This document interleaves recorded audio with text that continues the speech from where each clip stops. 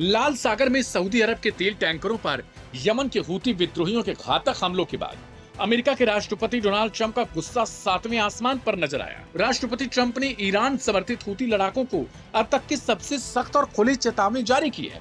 Trump ने साफ लफ्जों में कहा कि अगर लाल सागर के अंतर्राष्ट्रीय जलमार्ग में जहाजों पर हो रहे हमले तुरंत नहीं रोके जाते तो अमेरिकी सेना एक बहुत बड़ी और विनाशकारी सैन्य कार्रवाई को अंजाम देगी। इस बार ट्रंप ने हूतियों को नहीं बल्कि ईरान को भी चेतावनी दी है। ट्रंप ने कहा है कि हूती केवल ईरान के मोहरे हैं, इसलिए अगर अब दोबारा कोई हमला हुआ तो अमेरिका इसके लिए सीधे तेहरान को जिम्मेदार ठहराएगा और दोनों को इसके लिए बेहद गंभीर परिणाम भुगतने होंगे। लेकिन यहाँ सबसे बड़ा सच ये है कि राष्ट्रपति ट्रंप आज जिन जाबाज लड़ाकों को खुली चुनौती दे रहे हैं, ये वही लड़ाके हैं जिनसे कभी खुद अमेरिका को समझौता करके पीछे भागना पड़ा था। ये हूती लड़ाकों का ही खौफनाक सामरिक पराक्रम था कि उन्होंने लाल सागर के आसमान में अमेरिका के गुरूर यानी 2 दर्जन के करीब अति आधुनिक MQ-9 रीपर ड्रोन्स को तिनके की तरह हवा में बार गिराया था। हूतियों के इस प्रचंड प्रहार के आगे तब महाशक्ति माने जाने वाली अमेरिका बेबस हो गया था और उसे सीज फायर यानी युद्ध विराम करके वहां से उल्टे पैर भागना पड़ा। लेकिन अब हूतियों के खिलाफ ट्रंप के सुर जैसे जैसे हावी हो रहे, वैसे वैसे एक्सपर्ट्स सवाल खड़े कर रहे हैं कि क्या एक बार फिर से बारूद खाड़ी के आसमान को पूरी तरीके से घेरने वाली है? क्या अमेरिका अपनी पुरानी करारी हार को भूलकर फिर से उसी जाल में फंसने जा रहा है? जंग की आग सिर्फ जुबानी बयानों तक सीमित नहीं दिखाई दी। अमेरिकी सेना ने और उनके लड़ाकू विमानों और मिसाइलों ने ईरान के खिलाफ लगातार 12वीं रात भी भीषण हवाई हमले जारी रखे हैं। अमेरिकी सेंट्रल कमांड के मुताबिक इन हमलों का मकसद होर्मुज जलमरुमध्य से गुजरने वाले व्यापारिक जहाजों को खतरा पहुंचाने वाली ईरानी सैन्य क्षमता को कमजोर करना है। अमेरिकी मिसाइलों ने पश्चिमी ईरान के अहवाज, रामशीर और अंतिमेश्क के पास मौजूद ठिकानों को निशाना बनाया है, जबकि इराक सीमा के पास शलमचेह में हुए हमलों में 2 लोगों की मौत की भी खबर है। इस कार्रवाई पर ईरान के विदेश मंत्री अब्बास अरागची ने भी 2 टूक कहा कि तेहरान जैसे को तैसा की नीति पर चल रहा है। जवाब में खाड़ी देशों में ऊर्जा के बुनियादी ढांचों को निशाना बनाया जा रहा है। अमेरिकी विदेश मंत्री मार्को रूबियो भले ही दावा कर रहे हो कि ईरान समझौते के लिए गिड़गिड़ा रहा, लेकिन हकीकत तो यही नजर आ रही कि हूती के लड़ाके लाल सागर में साम्राज्यवादी ताकतों के एकाधिकार को पूरी तरीके से ध्वस्त कर रहे हैं। पाकिस्तान और तुर्की जैसे देश कूटनीतिक प्रयास जरूर कर रहे हैं, लेकिन सवाल तो ये भी है कि पाकिस्तान के लिए भी ये सबसे मुश्किल वक्त है कि आखिर वो करे तो क्या करे, क्योंकि हूतियों के साथ उसे जंग में जाना पड़ सकता है। वो इसलिए क्योंकि सऊदी के साथ उसने डिफेंस हस्ताक्षर किए हैं, यानी दोनों देश एक दूसरे की रक्षा के लिए आएंगे। मतलब सऊदी के ऊपर हमला पाकिस्तान के ऊपर हमला माना जाएगा। ऐसे में क्या पाकिस्तान वहां जाएगा या फिर हूतियों से वो बातचीत करेगा?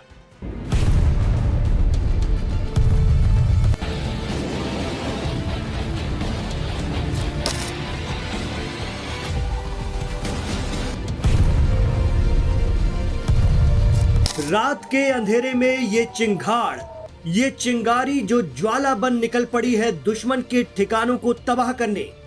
जी हाँ, ये अराश है, ईरान का अराश। वहां इसे अराश कहते हैं, लेकिन हिंदुस्तानी में अर्श। अब इस चिंगारी का नतीजा देखिए। यह है बहरीन का धधकता हुआ शेख ईसा एयरबेस, जहां से उठता काला धुआं बता रहा है कि अपना काम कर गया अराश। ऑपरेशन थंडरबोल्ट की 24वीं लहर के तहत ईरान ने बहरीन में अमेरिकी अड्डे में फ्यूल स्टोरेज टैंक्स, हथियारों के वेयरहाउस और बड़े बड़े हैंगर्स सब उड़ा डाले। 24 जुलाई की सुबह बहरीन के शेख ईसा एयरबेस पर यह मंजर था। एक्सपर्ट कहते हैं कि ईरान का एक ही मकसद है कि अपने सस्ते और मारक हथियारों से वेस्ट एशिया में अमेरिका के भारी और महंगे हथियारों को बेदम कर डालो।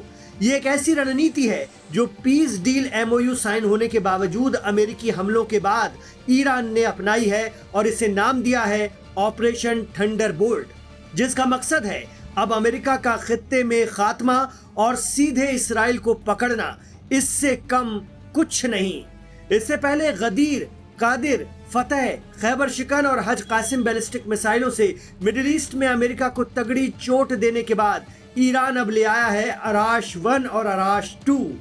इस मानव रहित हवाई मशीन की खासियत है कि ये आत्मघाती है। जहां जाती है वहां तबाही मचाती है, दुश्मन को संभलने का मौका भी नहीं देती। ईरान का दावा है कि अराश 2 ड्रोन 2000 किलोमीटर की सीमा के भीतर सभी खतरों को मिटा देगा, जबकि ईरान से इसराइल की दूरी 1700 किलोमीटर है और अमेरिकी ठिकानों की उससे भी कम। दुश्मन के रडार से बच निकलने वाला अराश ड्रोन इस्लामिक रिपब्लिक और पासदारान इस्लाम की जबरदस्त तकनीक है। कहा जाता है कि इसे ईरान में बड़े पैमाने पर तैयार किया जाता है।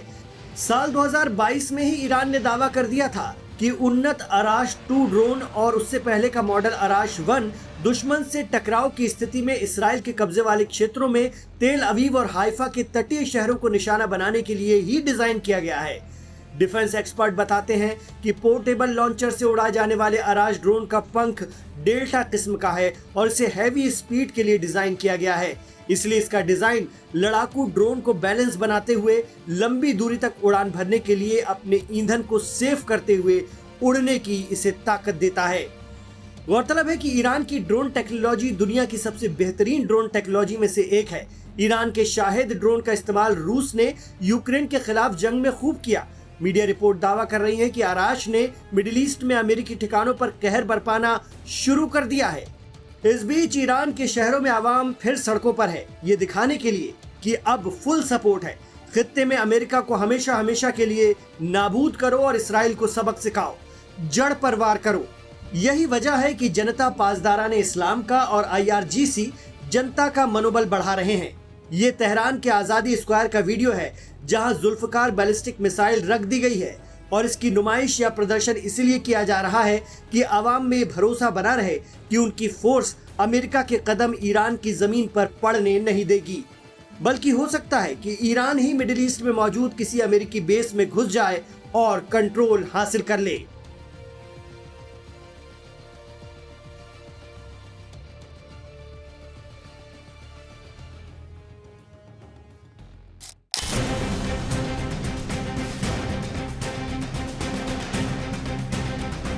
खाड़ी में अमेरिका और ईरान के बीच चल रही बारूदी जंग अब एक ऐसे मुहाने पर आ खड़ी है जिसने पूरे दक्षिण एशिया की राजनीति को हिला कर रख दिया। यमन के शक्तिशाली हूती विद्रोहियों ने सऊदी अरब पर एक के बाद एक कई घातक मिसाइल हमले करके पूरे अरब प्रायद्वीप को दहला चुका है। लेकिन हूती विद्रोहियों के इस दमदार और खौफनाक बारूदी प्रहार से सबसे बड़ी मुसीबत में अगर कोई फंसा है तो वो है पाकिस्तान। अब आप सोचेंगे कि आखिर पाकिस्तान से इस युद्ध का क्या मतलब। दरअसल इस्लामाबाद के हुक्मरानों को अब यह गहरी चिंता सताने लगी कि कहीं पाकिस्तान भी न चाहते हुए मिडिल ईस्ट के इस विनाशकारी संघर्ष का हिस्सा न बन जाए। वजह सिर्फ क्षेत्रीय तनाव नहीं है, बल्कि पाकिस्तान और सऊदी अरब के बीच पर्दे के पीछे हुआ वो पुराना गुप्त रक्षा समझौता है